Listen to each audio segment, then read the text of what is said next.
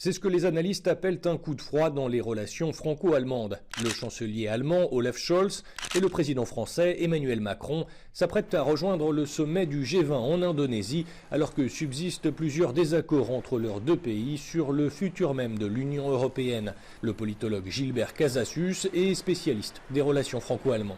Jusque dans les années 2000, c'était plutôt l'Allemagne qui appuyait sur la pédale du gaz pour faire en sorte que les relations franco-allemandes jouent le rôle moteur en Europe.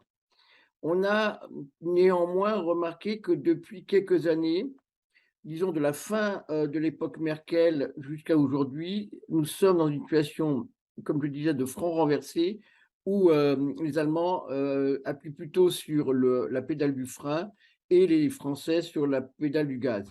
Pour être clair et net, en 1994, les Allemands avaient proposé un noyau dur à 4 partenaires européens, mais notamment à la France. La France n'avait jamais donné de réponse. Emmanuel Macron, le président Macron, a, lors de son discours de la Sorbonne de septembre 2017, présenté un certain nombre de propositions pour relancer la machine européenne.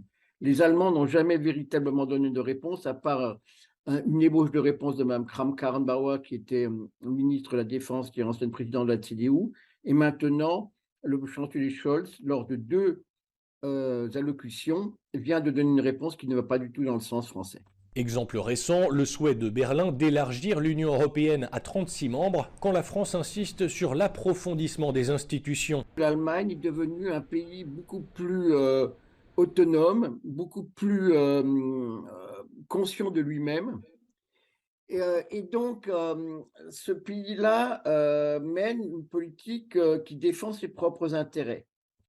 Et en défendant ses propres intérêts, ce n'est pas obligatoirement ni les intérêts français ni les intérêts européens qui sont pris en compte. Donc, l'erreur française, c'est de n'avoir pas compris le changement qui s'est opéré au sein de la société, au sein de la politique allemande.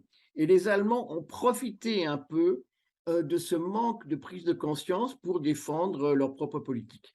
Des désaccords qui devraient s'effacer au sommet du G20 de Bali, selon cet expert. Le débat franco-allemand n'est pas un débat qui sera colporté à l'extérieur. Donc, on balaye un peu devant sa propre porte. Ça peut être un coup de balai de temps en temps assez dur, ça c'est vrai. Mais au sommet de Bali, je pense, et je le souhaite, les Français et les Allemands vont défendre une position commune. La France, l'Allemagne, l'Italie ainsi que l'Union européenne sont membres du G20. L'Espagne, autre membre de l'UE, bénéficie du statut d'invité permanent.